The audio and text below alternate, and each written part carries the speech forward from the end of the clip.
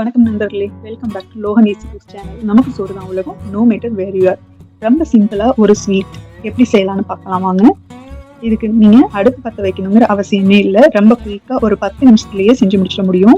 அடுப்பு இல்லாமல் ஒரு ஸ்வீட் செய்கிறேன் அப்படின்னு சொன்ன உடனே என் பொண்ணு எங்கூட சேர்ந்து நானும் செய்கிறேன் அப்படின்னு ஜாயின் பண்ணிக்கிட்டா. ஸோ இப்போ இது எல்லாத்தையுமே செஞ்சு காமிக்க போகிறது என் பொண்ணு தான். நான் ஜஸ்ட் வீடியோ தான் எடுத்திருக்கேன். வாங்க இதை எப்படி செய்யலான்னு பார்ப்போம். இந்த ரெசிபியை நான் ஃப்ரூட் ஃப்ளேவரில் ப்ளஸ் எனக்கு இங்கே வந்து பெரிஸ் நல்லா கிடைக்கும், அதனால நான் ஸ்ட்ராபெரி ப்ளூபெரி அந்த மாதிரி எடுத்திருக்கேன். ஒருவேளை உங்களுக்கு கலருக்கு வந்து பீட்ரூட் வச்சு செஞ்சால் நல்லா இருக்கும்னு நினச்சிங்கன்னா நீங்கள் பீட்ரூட் சாறு கூட எடுத்துக்கலாம். எல்லாமே உங்கள் ஆப்ஷனல் தான், ஆனால் ரொம்ப ஈஸியாக குயிக்காக இதை செய்ய முடியும். அது மட்டும் இல்லை, கடைசியாக இந்த ஸ்வீட் செஞ்சு முடிக்கும்பொழுது அவளுக்கு பிடிச்ச மாதிரி நான் டெக்கரேஷன் பண்ணுறேன் அப்படின்னு சொல்லிட்டு நம்ம அரைச்சி வச்ச பொடியை தனியாக கொஞ்சம் எடுத்து வச்சு அது மேலே தூவி விட்டு டெக்கரேஷன்லாம் போட்டுக்கிட்டு இருக்கா.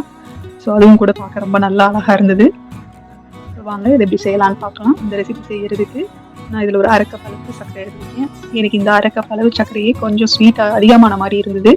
நீங்கள் இனிப்பு கொஞ்சம் கம்மியாக சாப்பிடுவீங்க அப்படின்னா இதில் இன்னும் 2-3 ஸ்பூன் இதில் நீங்கள் கம்மியாகவே சேர்த்துக்கலாம். இந்த சர்க்கரை கூட ஒரு 10 to 12 முந்திரி பருப்பு சேர்த்துட்டு அதுலேயே 1/2 கப்பு வேர்க்கடலை வறுத்தது. நான் ஆல்ரெடி வறுத்து தோல் நீக்கி வச்சுருந்தனால நான் அதை யூஸ் பண்ணிக்கிட்டேன். நீங்கள் கடையில் வாங்குறீங்க அப்படின்னா அதையும் நீங்கள் யூஸ் பண்ணிக்கலாம்.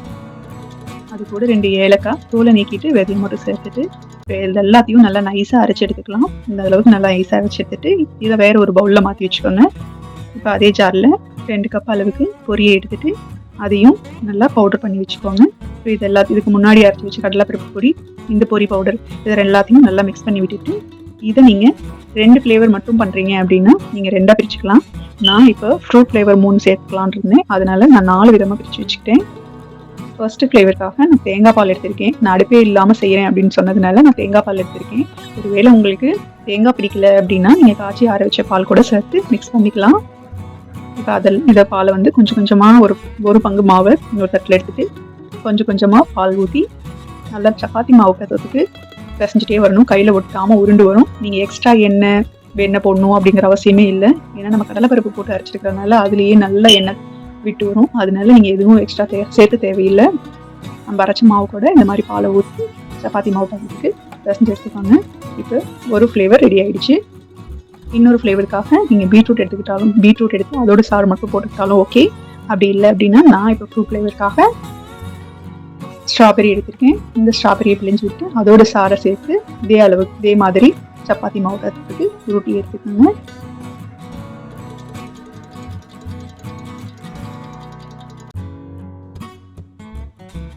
அதே மாதிரி இன்னொரு ஃப்ளேவருக்காக ராஸ்பெரி எடுத்திருக்கேன். நான் ராஸ்பெரியில் எனக்கு சாறு வராதுன்ட்டு அப்படியே போட்டு பிசைஞ்சிருக்கேன். ஃப்ரூட்டோட ஃப்ளேவர் அப்படியே இருக்கும் அப்படின்னு நீங்கள் ரொம்ப நாள் வச்சு சாப்பிட்றீங்க அப்படின்னா நீங்கள் வந்து பீட்ரூட் சாறு மட்டும் சேர்த்து ஒரு 2 ஃப்ளேவராக வச்சு சாப்பிட்ருக்கீங்க. ஏன்னா நான் கொஞ்சமாக செஞ்சதுனால ஃப்ரூட்டை அப்படியே நான் போட்டிருக்கேன். இன்னொரு இதில் கிவி விதையை நீக்கிட்டு கிவி இந்த மாதிரி தோல் சீவிட்டு அதோட பல்பை மட்டும் எடுத்துக்கலாம். நான் விதையெல்லாம் நடுவில் இருக்க விதையெல்லாம் கூட ரிமூவ் பண்ணிவிட்டு நீங்கள் அந்த கிவியை சேர்த்துக்கலாம். அவ்வளோதான். இப்போ நமக்கு 4 ஃப்ளேவரில் மாவை நம்ம ரெடி பண்ணி வச்சு ஊட்டி வச்ச எல்லா ஃப்ளேவரையும் சப்பாத்தி மாவு மாதிரி நல்லா தேய்ச்சி விடுங்க. ரொம்ப லைட்டாக தேய்க்கணும்னு இல்லை, கொஞ்சம் மொத்தமாக இந்த மாதிரி ஒரு ரவுண்டு தேய்ச்சிக்கலாம். அது மேலே அடுத்த ஃப்ளேவரு இந்த மாதிரி எல்லா ஃப்ளேவரையும் ஒன்று மேலே ஒன்று வச்சு தேய்ச்சி விட்டுடலாம். நல்லா ரொம்ப லைட்டாக தேய்க்கணும் இல்லை, நம்ம மெதுவாக வச்சு தேய்ச்சிங்க அப்படின்னா 4 லேயர் நமக்கு தெரியும். அந்த மாதிரி தேய்ச்சி விட்டுட்டு இப்போ அதுக்கப்புறம் நம்ம சைடில் வந்து எக்ஸ்ட்ரா இருக்கிறத கட் பண்ணி விட்டுட்டு அதையும் கூட நம்ம மறுபடியும் உருட்டி சேர்த்துக்கலாம். இப்போ லைன் போட்டு விட்டு கட் பண்ணி எடுத்துக்கலாம். உங்களுக்கு பிடிச்ச ஷேப்பில் வேணாலும் கட் பண்ணிக்கலாம். அப்படி இல்லை நீங்கள் குக்கி கட்டர் வச்சுருக்கீங்க அப்படின்னா உங்களுக்கு பிடிச்ச ஷேப்ஸில் நீங்கள் கட் பண்ணி எடுத்துக்கலாம். அவ்வளோதான்.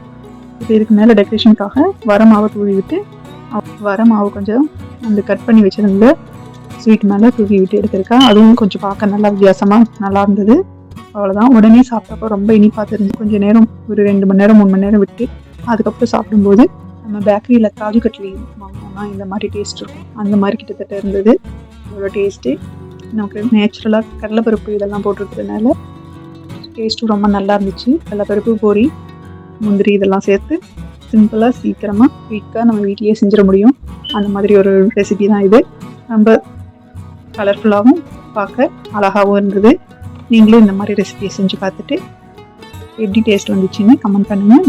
இந்த மாதிரி ரெசிபிஸ் தெரிஞ்சுக்க நம்ம லோகன் ஈஸி குக்ஸ் சேனலை சப்ஸ்கிரைப் பண்ணுங்கள். மறக்காமல் நோட்டிஃபிகேஷன் பட்டனையும் அழுத்தி வச்சுக்கோங்க. நல்லா சாப்பிடுங்க, உடம்புக்கு நல்லதையே சாப்பிடுங்க. மீண்டும் ஒரு ரெசிபியோடு சந்திப்போம். பாய்.